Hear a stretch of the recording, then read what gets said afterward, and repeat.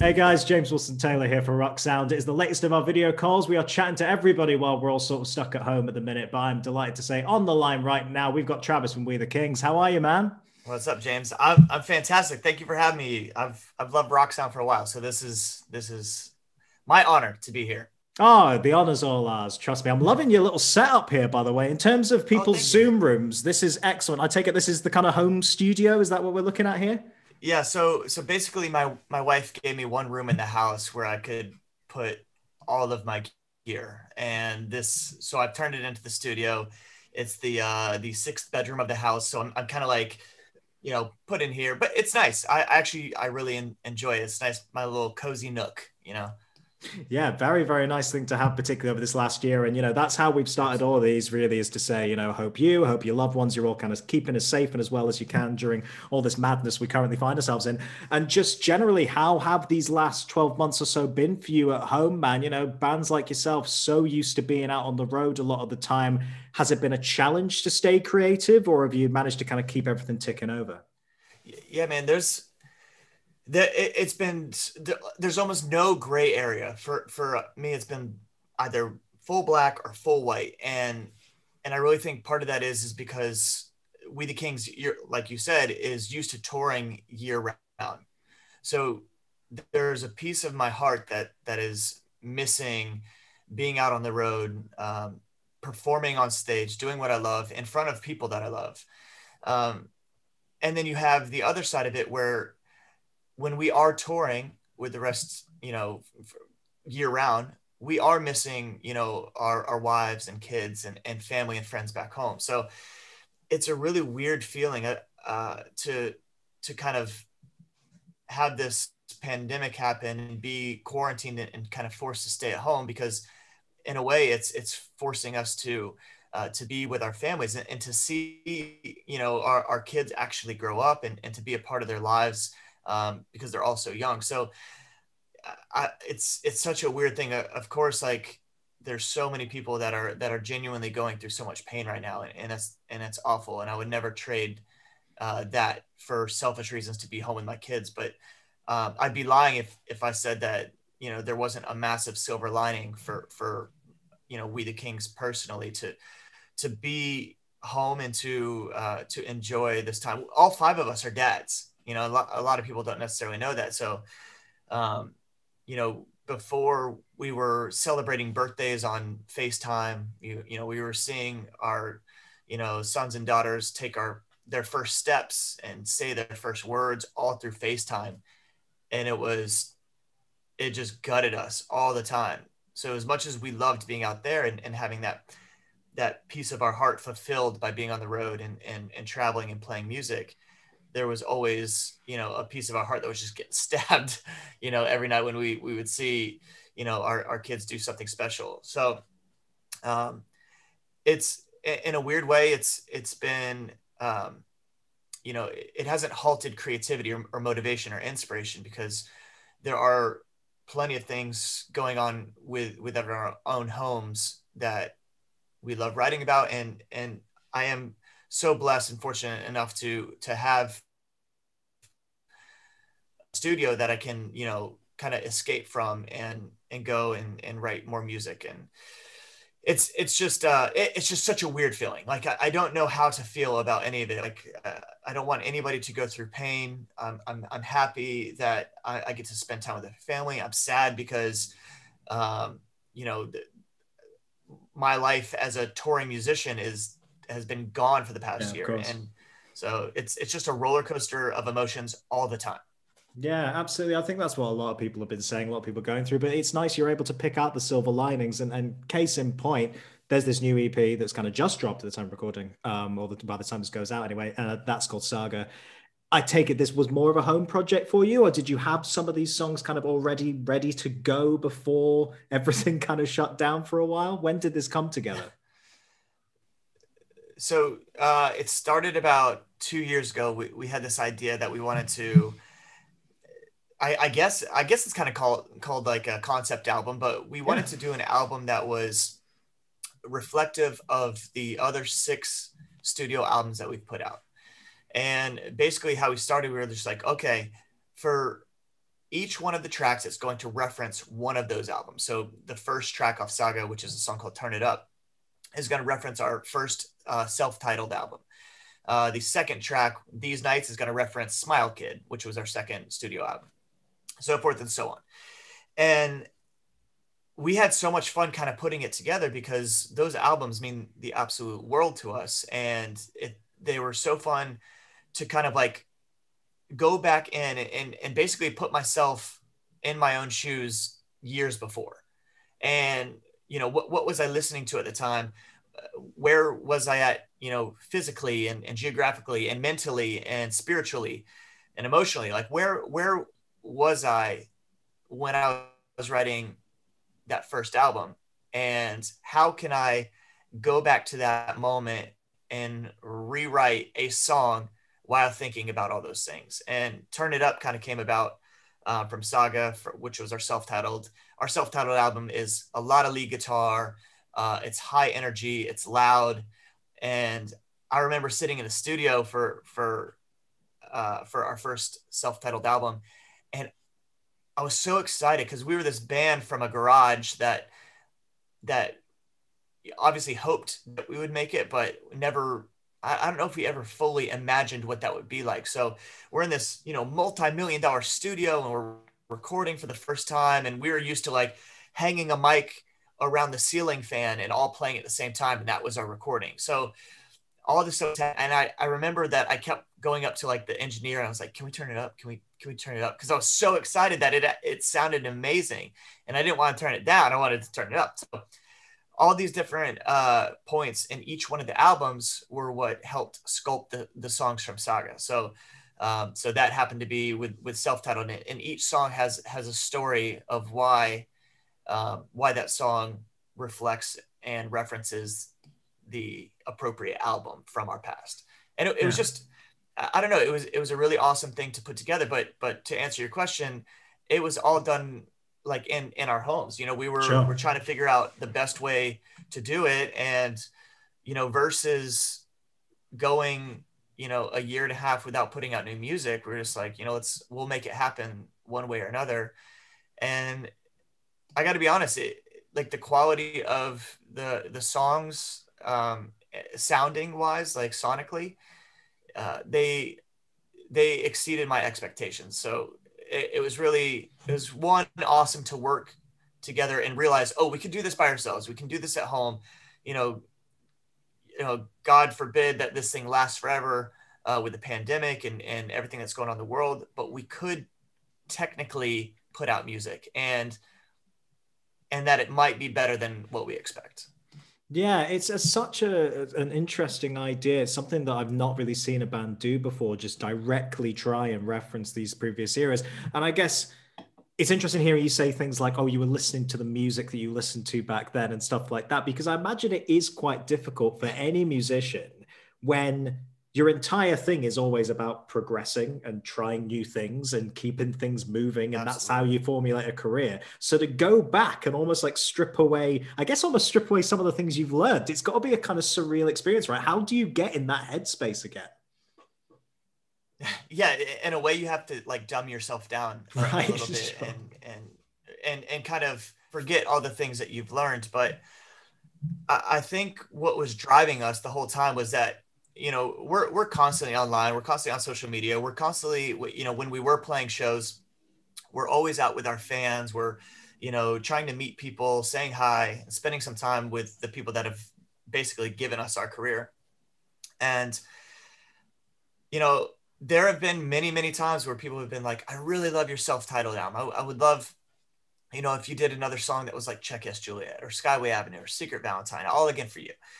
And then other people would be like, I really love your album Smile Kid. I have the tattoo of Smile Kid, the little smiley face. And Will Be a Dream or She Takes Me High is my favorite song ever. And then other people would be like Sunshine State of Mind, Fridays Forever, or Say You Like Me. So this goes on and on and on. And you know, I never brushed it off. I was like, okay, you know, these albums mean a lot to a lot of people, and we could go one of two ways. We can go this way, which is, all right, let's let's just say forget that. We'll just continue putting out new material that doesn't necessarily feel like a 2.0 version of anything that people already love. Or we could understand that nostalgia is an incredible tool, and something that, you know, you can hear a song and it can put you right back to where that first time you heard that song was. And I think that's like really powerful. So why not do that again for fans of We the Kings? You know, why not try to do a song in the way that they would be like, oh my gosh, this makes me feel like, you know, I'm in high school again with my friends in the car and with the windows down and just us jumping out the way, you know, things like that. Or with a relationship, like, oh, I remember this song was the first song that, you know, my girlfriend and I danced to, or, you know, it doesn't, somebody has a different story for each song, whether it's We the Kings or not. So a lot of it was less about forgetting what we were used to, or forgetting what we had learned along the road, and more about just putting ourselves in the shoe, you know, like, you know, what kind of relationship was I in at this point? You know, what year was I at in school? What was my family doing? Like what, and that was just really, I went back and looked at videos. I went back and looked at photos. Nice. I looked at, like, you know, old notes and like journals and things like that. And that was enough. Honestly, that was enough. And I totally understood it. It's, you know, like when you get older, it's much easier to understand yourself. So, you know, arguably I understood myself more than, you know, today than I did then. And that's what really made it. We didn't really focus too much on like, well, you know, maybe I'm a better singer now, or maybe I'm a better musician now. Just in general, it was more just about getting in the right headspace, and everything kind of, you know, fell into place after that. It's interesting you say, you know, about knowing yourself a bit more as you get older and all those kind of things. There's a sort of stereotypical question I like to throw out occasionally because it's almost a cliche how often this gets asked, but it's such an interesting response you get every time. If you could go back to when it all started for you, what do you think you would be able to give yourself in terms of advice? Is there anything you've learned now, particularly looking back on those early days, Yeah. where you think, yeah, I wish I'd known that going in maybe a little bit more? Yeah. I mean, there's so many things. This is such a tricky question because, you know, if you go back and you tell yourself something that changes something in your life, you might not be here sitting Very doing this true. interview with the career that you've had. So, you know, I've always been a firm believer that uh, all the good and bad things that you've done in your life have led you to be where you're at. Uh, so I know that I would tell myself nothing. I would go back and tell myself nothing. But hypothetically speaking, like, what could I have told myself? I could have told myself, like, listen, you're going to meet a lot of people that you're inspired by and influenced by, and they are not going to be. You need to be able to separate who they are as a musician and from who they are as a person. And what I mean by that is I've met so many artists who I really looked up to, and as a kid, like I thought they were holy, you know, and when I would meet them, whether it be on a festival tour or you know, one of our tours, or gone to see them at a show or whatever, or had mutual friends, and the the idea that I had of them as a person didn't match, and it really bummed me out. It just, you know, artists that I absolutely loved, um, I found out have not been the people that I wanted them to be, as far as like, you know, being good human beings. And it was tough on me because then, you know, you grow up and now you're a musician, and now you are those people, as far as your music is affecting other people's lives in hopefully a positive way. It's a lot of responsibility to live up to other people's expectations, and it's a lot of pressure, and it's pressure that all artists put on themselves, and it makes it difficult sometimes, and you have bad days a lot of the time. But it's, I think it's more importantly to always be true to yourself, and know who you are, so that when this fan comes up who adores you and is the reason that they started a band or whatever, um, it's important that you are a human being and that you are no bigger, better, or experienced than this person. We're all just trying to navigate life, and I think it's important to let that person know, like you can make it too. Never to like demean anybody, put them down, or brush them off. And that's what happens, to me with some of the artists that I grew up listening to. But I've absolutely always tried to be a human being first and a musician second. And I think I speak for the rest of the guys in the band too when I say that. Yeah, it's a good policy to have for sure. Though it definitely makes a lot of sense, man. It's the thing you can only learn as you go along, as you say. And in terms of a project like this, which again, it is just such an interesting idea of being able to go back, not just to the early years, of course, but through your entire catalog and try and reflect all the different eras there. There's no way you can do something like that and not have it affect how you want to move forward. I'm sure there must be Right. elements and things you've discovered now that are already making you think about what comes next, right? It definitely. So before we actually did this whole project, we had some songs that were written, All right. and then we had the idea of the concept where we're just like, hold on, let's put that on hold. So there's a bunch of songs that I've written that are the idea of like, hey, where do we go from here? And I think the ultimate goal of the project, and especially with Saga, is to kind of say like, this EP is in a time that everybody's home and everybody's able to self-reflect. This is the EP that is us as a band self-reflecting, on our past.